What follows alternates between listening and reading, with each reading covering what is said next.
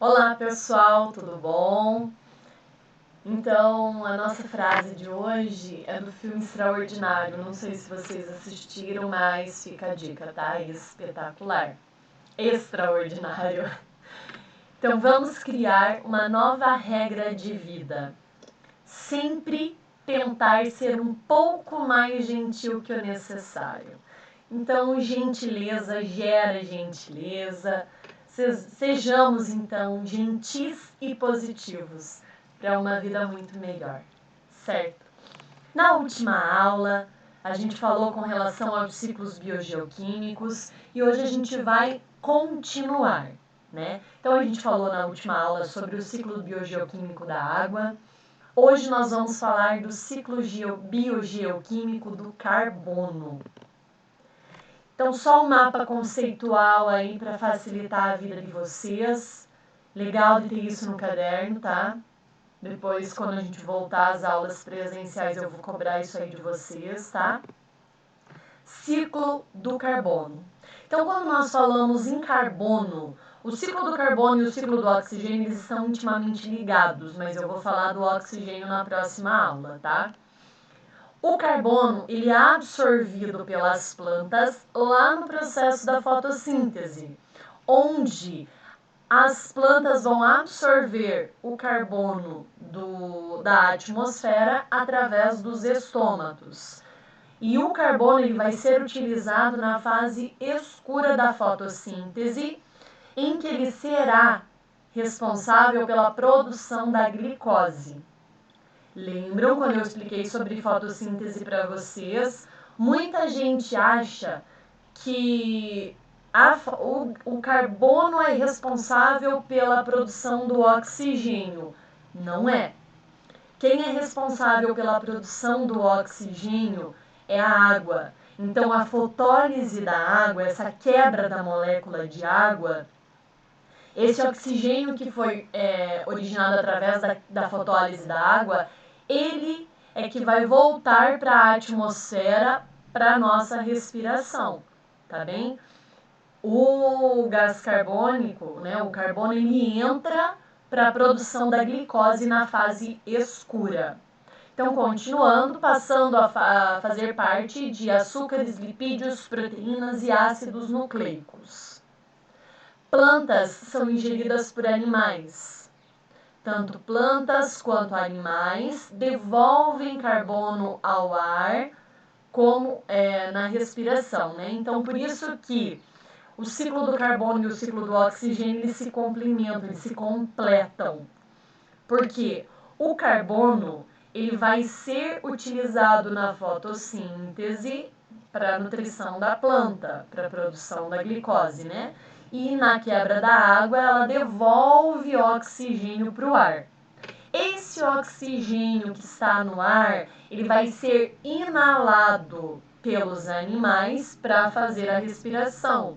E lá no processo da respiração celular, pega o oxigênio e devolve o gás carbônico. E esse gás carbônico sai na nossa expiração, fica na atmosfera e vai ser pega pela planta. Então, por isso que o ciclo do carbono e o ciclo do oxigênio se completam, tá bem? Morte de vegetais e animais, então, quando os animais e os vegetais morrem, essa degradação feita através dos decompositores também devolve gás carbônico para o ar. Tranquilo, pessoal? Então lá, o reservatório de carbono é a atmosfera, onde o nutriente das plantas encontra-se sobre CO2, que é o dióxido de carbono. É um gás que nas condições naturais de temperatura e pressão é inodoro e incolor. O carbono é o principal constituinte da matéria orgânica. E este ciclo do carbono ele é perfeito, pois esse carbono vai ser sintetizado pelos produtores, que é o que eu expliquei para vocês no processo de fotossíntese, certo? Que é até a reação que está aqui no final do slide. Então, a reação da fotossíntese pega gás carbônico, água e energia solar e através deste processo transforma em água, oxigênio e glicose, tá? Só faltou ali a molécula da água, mas também ela é produzida através desse processo de fotossíntese. Além da fotossíntese, nós temos a respiração. Então, a fixação do carbono em sua forma orgânica indica que a fotossíntese é a base da vida na Terra. E a fotossíntese é movida pela energia do Sol. Tranquilo? A energia solar vai armazenar a glicose nas plantas, que é o nutriente para as plantas e que também é essencial para que ocorra a nossa respiração celular. Porque quando a gente fala em respiração celular, a respiração celular ela é feita em 3 etapas, né? São três fases, né? A primeira seria a glicólise, que é a quebra da molécula da glicose. Então, para que a célula consiga absorver oxigênio, para que ela produza energia através das mitocôndrias, ela precisa obrigatoriamente da glicose. E de onde nós tiramos a glicose? Da alimentação. Da alimentação de plantas, que tem amido, de frutas que tem a sacarose e também maltose, né? E por aí vai. Tranquilo? Única fonte de matéria animal seria o mel. Energia armazenada nas moléculas orgânicas é liberada no processo inverso ao da fotossíntese, a respiração, que é o que eu expliquei para vocês. Fotossíntese e respiração se completam, tá? Os decompositores vão atuar sobre os detritos orgânicos, liberando gás carbônico que vai retornar à atmosfera, reintegrando-se ao reservatório natural. Então, nessa decomposição de matéria orgânica, ela vai fazer com que esses decompositores, né, fungos e bactérias, devolvem para a atmosfera esse gás carbônico. Como a gente viu lá no começo dos slides, no começo da aula, o reservatório natural para o gás carbônico, para o carbono é a atmosfera. Tá? Então nós temos ali fotossíntese, respiração e também na combustão. Combustão pode ser tanto na questão ali dos decompositores, quanto também de matéria de queima de combustível, tá? O carbono existente na atmosfera, ele vai entrar na composição de moléculas através da fotossíntese, que é o que a gente já falou. E a devolução do carbono vai ser através de respiração aeróbia, decomposição e combustão.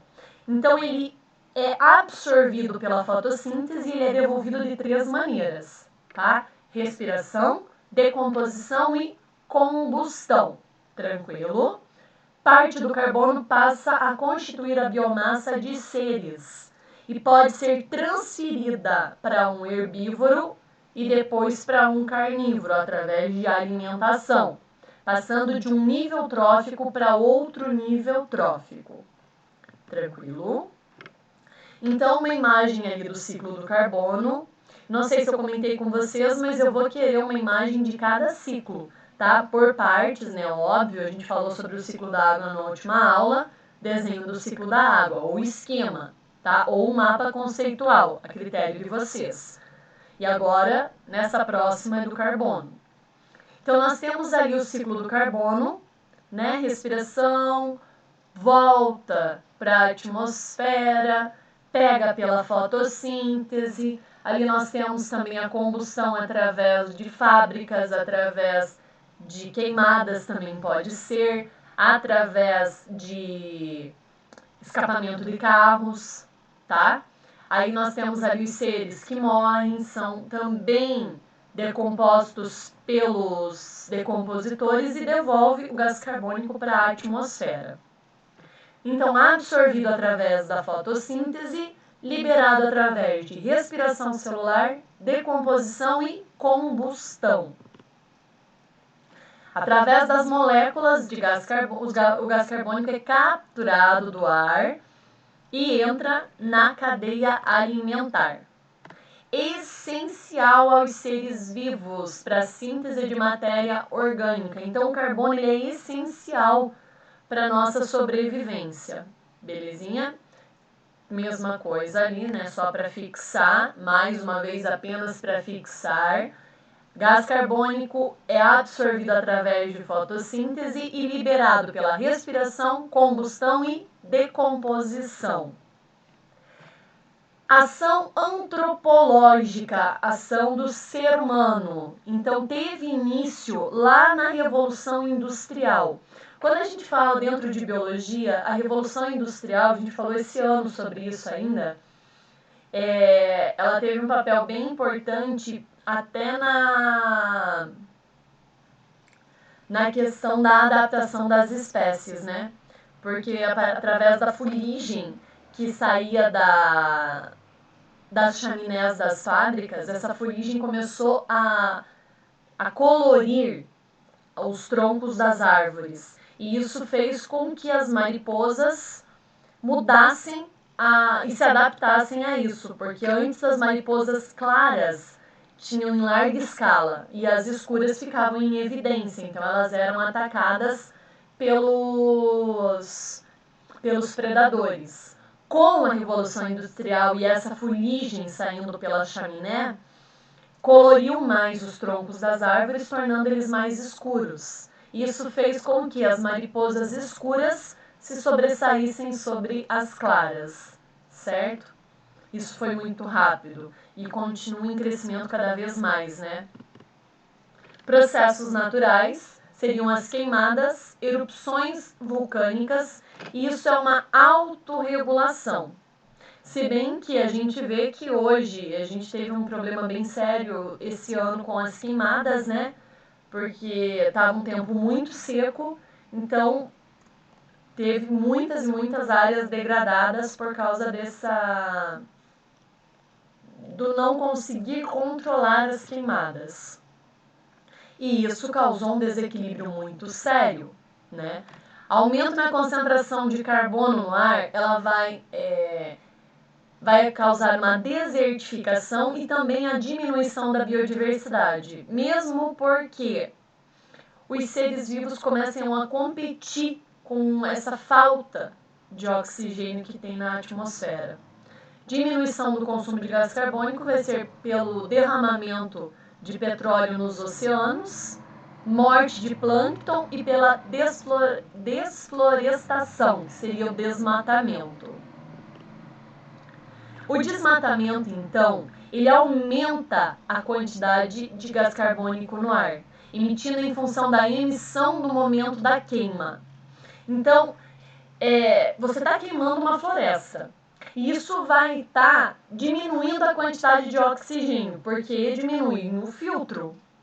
E além de derrubar a floresta, diminuir essa quantidade de filtro que nós temos, existe a questão das queimadas, o que está aumentando ainda mais essa emissão de gás carbônico no ar. Não é legal. E isso pode aumentar com o efeito estufa. O efeito estufa que seria um método natural. É para ser. Mas nós aceleramos ainda mais a questão do efeito estufa.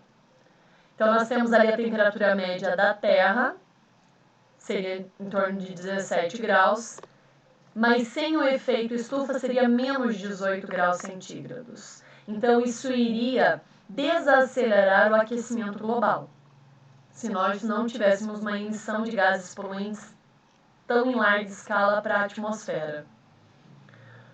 A acumulação de gás carbônico na atmosfera aumenta a retenção de calor próximo à superfície terrestre, provocando o aumento do efeito estufa. Certo? Então, nós temos essa camada de gases. Durante o dia, o calor que a gente produz, né? Porque assim, vem os raios solares. Parte entra, parte é refletido para o espaço, por causa da camada de ozônio. Aí essa camada de gases poluentes, então o que seria o processo certo? Produzir calor na Terra durante o dia. Durante a noite, esse calor sair e ir lá para o espaço. Com o aumento desses gases poluentes, o calor produzido na Terra durante o dia ele não consegue sair para o espaço. E esse calor ele fica contido na crosta terrestre. Isso vai causar um aumento considerável do efeito estufa. E é por isso que a temperatura da Terra está aumentando. Eu não lembro se eu comentei com vocês com relação ao filme O Dia Depois de Amanhã. Eu estudei sobre ele na faculdade, na matéria de evolução. E ele fala assim de uma maneira muito acelerada do que pode acontecer. Que a gente já falava lá na faculdade sobre uma nova era do gelo. E lá no filme ele mostra assim de uma maneira muito acelerada essa vinda dessa nova era do gelo devido aos fenômenos e o aquecimento global de maneira desenfreada, tá? Então, quando é bom e quando é mal. Quando é bom, vai causar aí um equilíbrio. Quando é mal, ele vem pelo excesso de gases poluentes na atmosfera. É um fenômeno natural, mas nós estamos acelerando esse fenômeno que deveria ser controlado, né? Então, ali seria a reflexão, a absorção em partes, mas nós temos desmatamento e queimadas, temos queima de combustíveis derivados do petróleo e do etanol, temos gases do efeito estufa e combustíveis fósseis sendo mandados o tempo todo através de chaminés de fábricas e, além disso, o pior de todos, que seria os CFCs. Né, que hoje ele não está sendo tão utilizado devido ao problema de CFC, de quebrar as ligações entre as moléculas de ozônio, destruindo a camada de ozônio. Consequência do aumento do efeito estufa. Alterações climáticas, que é o que eu falei para vocês lá com relação ao filme, né, O Dia Depois de Amanhã. Extinção de muitas espécies, tanto de animais quanto de vegetais, e redução de alimentos dentro do nosso planeta. Degelo de icebergs e alagamento de ilhas lá no litoral. Desvio de cursos de correntes marítimas, o que diminui a quantidade de peixes nos mares. Então, é muito efeito negativo, tá? E aquecimento, o principal efeito ali a principal consequência do aquecimento global seria esse degelo, e esse degelo, ele pode alterar lá mais de 2 graus centígrados a nossa temperatura, e a gente acha assim que é pouco 2 graus centígrados, 2 graus ali só, né?